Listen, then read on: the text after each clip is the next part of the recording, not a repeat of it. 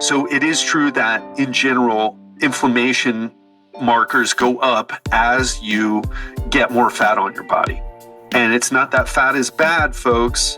Fat is good. If we had zero fat, we die, literally die. But it's the right amount of fat. And in the modern world, especially in places like the United States, Australia, Canada, the UK, we've got way too much body fat on us. We don't need it. We're saving up for the famine that never comes. So there's this link between excess body fat and inflammation. So back to the question then, is there any link there between anti-inflammatory foods and weight loss?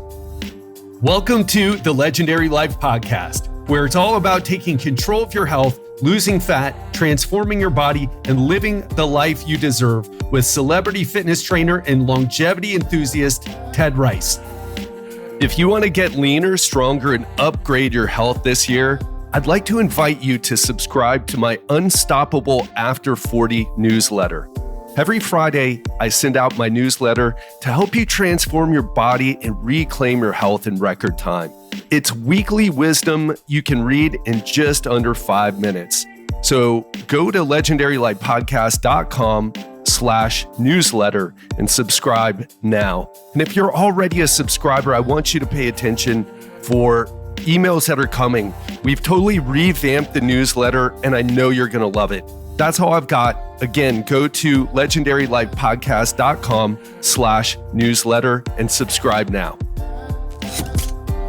Have you ever wondered if there was any connection between fat loss and anti-inflammatory foods, or maybe inflammation and fat loss or weight loss, whatever term you want to use? Well, that's what we're going to be talking about today in this installment of Ask Ted. So we have a question that we're going to be answering on this specific subject. And of course, welcome back to the show. Great to have you here. Hope you're doing amazing. I'm your host, Ted Rice, coach to entrepreneurs, CEOs, and other high-performing professionals. And so we have a question from a listener, Nadia, and we're going to answer her question. But before, let's go ahead and listen to it, and then we'll go from there. Hey, Ted. Pleasure to chat. I was wondering about anti-inflammatory foods and their role in weight loss. I had heard from some doctors that when you're overweight, you tend to have inflammatory markers and to not worry as much about, anti-inflammatory diets and whatnot. But as someone who has Hashimoto's, I already have a very high thyroid antibody count, which endocrinologist said, don't worry, that's just a marker of Hashimoto's and not much you can do about it. So I was just curious if there's any truth to, an anti-inflammatory diet with respect to weight loss. Thanks for your time. Take care. Bye. Thank you, Nadia. Really appreciate you taking the time to ask this question. And you better believe if you want to know the answer to this, there are thousands or tens of thousands of people who want to know the answer to this question as well. So always appreciate it when you send these questions in. And just one more thing, there are no silly questions here, okay? I think this is a particularly great question, but there are no silly questions because there's so much misinformation. There's so many conflicting viewpoints. I get it. So I just wanted to say that. And the other thing that I want to tell you is my intention for today's episode, because what I want to do for you is not just answer this question so you can nod your head and say, oh, I'm so glad Ted had the answer. And I can be your guru and you can always come to me. And what my intention is to help you think through this for yourself so you can be empowered. I believe that the more empowered people, the more critical thinkers that we have out there, especially with regards to, well, I guess a lot of things, but nutrition, health information, etc., the better off we all are going to be. So that's my intention for this episode, not to be your guru, but to help you, to take you through my thought process so you can start to think more like an expert when it comes to this stuff. So the first thing that comes to mind is, okay, you're asking about weight loss, you're asking about anti-inflammatory foods.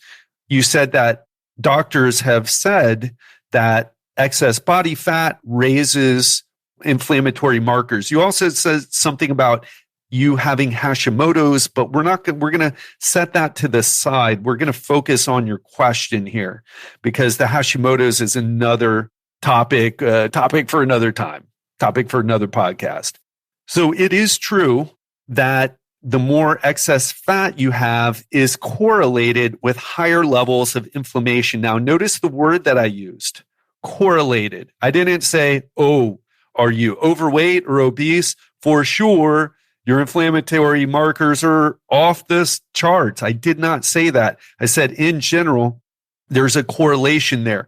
In general, there's a lot of bad things associated with being overweight or obese, right? But I want to be honest in my language here. I don't want to make claims that aren't true or that are over-exaggerated. So it is true that in general, inflammation markers go up as you get more fat on your body. And it's not that fat is bad, folks. Fat is good. If we had zero fat, we die, literally die. But it's the right amount of fat. And in the modern world, especially in places like the United States and Australia, Canada, the UK, we've got way too much body fat on us. We don't need it. We're saving up for the famine that never comes. So there's this link between excess body fat and inflammation. So back to the question then, is there any link there between anti-inflammatory foods and weight loss? Great question.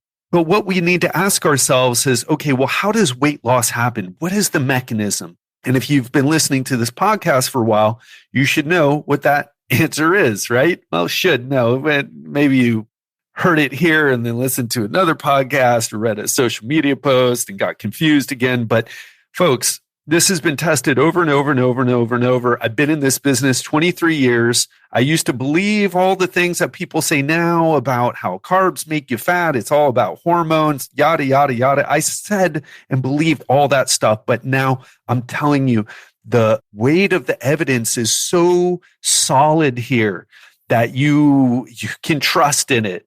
It's so consistent and solid. And what are we talking about? That weight loss happens because of a calorie imbalance. In other words, if you take in fewer calories than you burn, you lose weight. Okay. And we're going to stick with weight loss. We're not going to get into, fat loss or muscle gain. We're not going to make it too complicated here. We're going to say weight loss. So if you take in fewer calories than you burn, you're going to lose weight. Now, if you take in more calories than you burn, you're going to gain weight. Okay, this is known as energy balance, or some people call it CICO, calories in, calories out. This is a solid model, and I don't want to get off on a tangent about this. That can be for another time, and I've done many episodes about it before. But it's about calories coming in versus calories coming out. So now we have to ask ourselves, okay, so this is the working model. Calories in, calories out. That's what leads to weight loss. Now, where do the calories in come from? Comes from the foods you eat, comes from the drinks you drink, at least the caloric ones, not from water, right? Comes from sugary soda, not from diet soda. Diet soda has no calories in it. And where do the calories go out? Okay, so we know where the calories come in. It comes in from the things that we eat, drink, snack on, etc. Now, where do the calories go out? The calories go out because you have a resting metabolic rate. In other words, just to keep you alive, just to keep your heart beating, your brain activity going, your livering, detoxifying, to keep all those things going that you don't even have any conscious control over, your blood pressure, your blood pH, the levels of solutes inside your blood, right? Calcium in your blood. All that takes energy, keeping your temperature, maintaining what is called homeostasis in your body takes energy. It's not free, right? So you have your resting metabolic rate. That burns a lot of energy, probably the most energy. It's the most energy intensive thing that we do is just staying alive. Now, there's also exercise. Exercise burns energy when you're in the gym doing a purposeful workout. And there's also what scientists refer to as non-exercise activity thermogenesis. So that's just a fancy way of saying activity that isn't a workout. In other words, you got to brush your teeth, got to take a shower, got to walk the dog, got to, bend down, pick something up. You got to get up and go get a glass of water when you're at your desk. It's not really a workout, right? But it burns energy because, again, everything costs energy to do. And then you have something called the thermic effect of feeding. So thermic effect of feeding is, again, even eating and digesting your food is not free energetically. It takes about 10% of the calories that you eat get burnt up just in the eating and digestion and absorbing of that food. You got to chew your food. You got to swallow it. It moves through your system, comes out the other side. You know where I'm going. That all takes energy, folks. All takes energy. So again, how does fat loss happen? Through calories in, calories out. We know where the calories in comes from. Calories out come from these 4 big things: your resting metabolic rate, your workouts that you do every week, the activity you do every week, and then there's this thermic effect of food thing. So now we got to ask ourselves, well, what anti-inflammatory foods, where does that fit in? How does that affect what we just talked about? Well, they're anti-inflammatory foods, so they're on the calories coming inside. So does it matter if a food is anti-inflammatory or not inflammatory if you're trying to lose weight? What is the main thing? Calories coming in. Now, we're going to get into another thing in a second, like how do we know which foods are anti-inflammatory or even inflammatory? We'll talk about that in a second, but just, are you with me on this? Anti-inflammatory foods, we're talking about the calories inside. How does that affect anything else? Now, inflammation can affect your behavior, affect your mood and other things, but that's not what we're talking about right now. That's an indirect effect. We're talking about directly. Does this affect the fat loss equation directly? And the answer is, aside from the calories that it has, it really doesn't. And we know this because it's been tested. I'm not going to talk about research in this, but I will say there's a great story about the Twinkie diet. And if you've never read the story about the Twinkie diet, go ahead and Google it. Now, it's not a real diet like the paleo diet or the keto diet or whatever, the Dukan diet. It's not a real diet in that sense. There was a story about a nutrition professor who was eating really good foods, whole foods, etc., not from Whole Foods, but whole foods, right? Whole food, like vegetables, meats, fruits, etc., etc. But the guy got overweight. And so what he decided to do is to test this calorie in, calorie out thing. And he did it by getting a lot of his calories from junk food, from like garbage, Twinkies were involved. Although that, and like Little Debbie's cupcakes, all that American snack food garbage, really. But he was eating Twinkies and Little Debbie cakes. And he also, if you read the story, he also drank protein shakes. He was able to lose, I think it was 20 or 30 pounds. And not only was he able to lose body fat, but his cholesterol levels got better. His fasting glucose got better. A few different biomarkers of inflammation, actually, things that are considered signs of inflammation, blood sugar being one of them, the cholesterol ratio being another, they improved. So even though he was eating, I can't think of a more inflammatory food than a Twinkie. So even though he was eating a Twinkie, because the calories were fewer than he was burning, he lost a bunch of weight and his biomarkers got better. What is the lesson that you're taking away from this story? And by the way, you should maybe even pause this and go read the story real quick. There's a quick article that you can read and just type in the Twinkie diet. It'll come up, read it, and then you come back. So what did we learn from that? Okay, that calories are really the main driver when it comes to lowering inflammation, losing body fat. This is what we want to focus on. Does it mean that you should eat Twinkies? No, Twinkies aren't good for you. They'll never be good for you, okay? But they aren't that bad if your overall diet is calorie controlled, right? You can fit things like that in. I'm not saying you have to. I'm not saying it's ideal to do that. I'm saying that you can and actually lose body fat while improving inflammatory markers. So, what is the big takeaway that you're having so far from this conversation? What are you learning? What will you do differently after having listened to this podcast so far? Because we still got a little bit more to cover here. Now, I want to say this because what we have in our nutrition and fitness world, you might be just cringing with the thought of eating Twinkies and losing weight and thinking how horrible that is. I've had clients in my coaching program who they're like, oh my God, I had to eat fast food and oh, it's so terrible, but I didn't have any other choice. And it's like, okay, but keep the calories in check because life isn't perfect. And you're probably not perfect when it comes to your diet. And you'll probably never be perfect because not probably, perfect doesn't even exist. We don't even know what it is. So what I'm trying to say here is certainly your food choices matter, but calories are number one. Okay. It's the number one thing that the people in the blue zones do. Don't overeat. It's the number one thing that you can do. And the food choices that you have, they absolutely matter. They affect your hunger. They affect how satiated you feel after eating a meal. And certainly they can affect your inflammatory levels, your inflammatory biomarkers as well.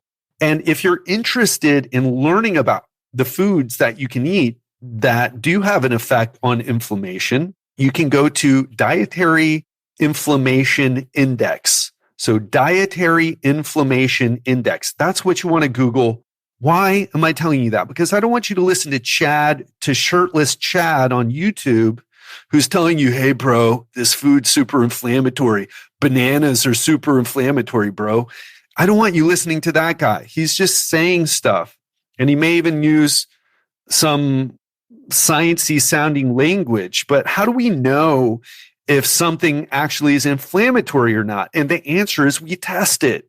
And that's what scientists have done. They created the dietary, one scientist in particular, the Dietary Inflammatory Index, James Hebert, which is spelled Herbert or Hebert, something like that, but it's Hebert is, I guess, French last name.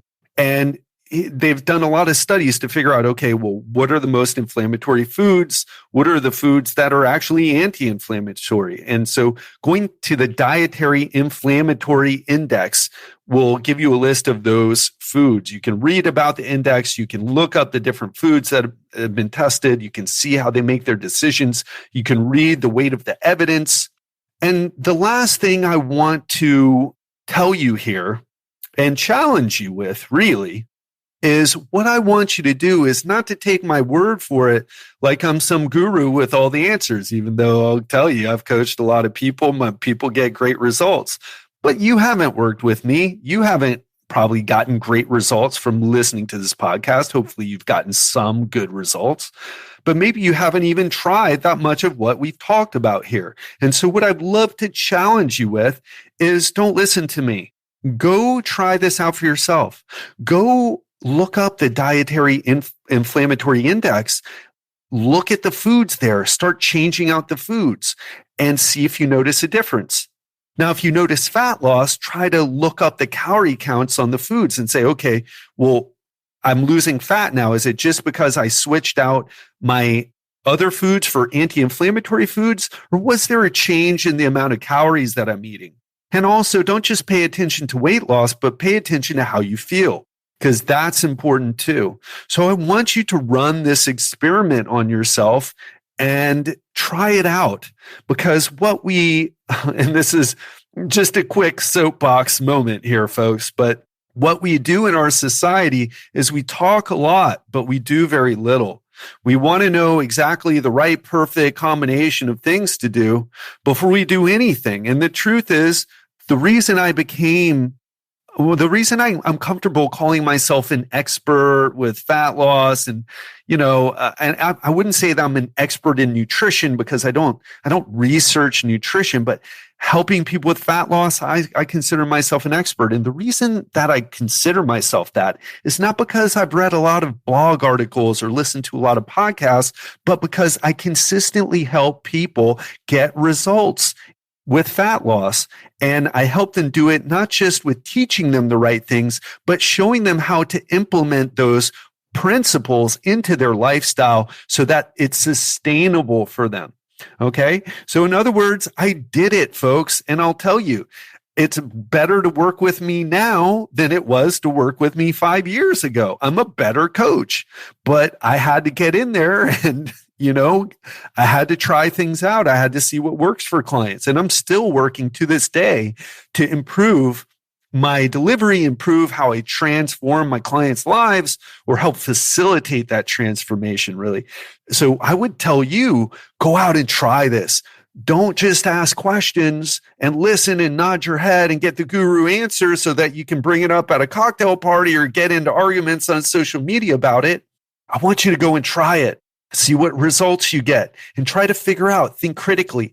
Was it because the calories? Was it, what exactly happened? What exactly changed and how, and what are the results that I'm getting? Measure these things, pay attention.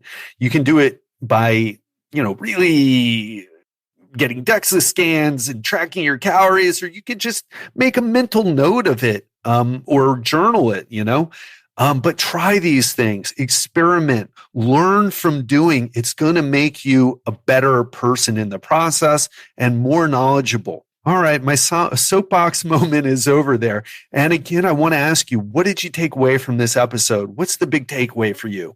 And also, what is it that you will do differently after having listened to this episode? Have an incredible weekend. Love you guys, and I will speak to you on Monday. And on Monday, I have a special episode for you. It's going to be one of my clients, except usually when I have a client on the show, they're a recent client.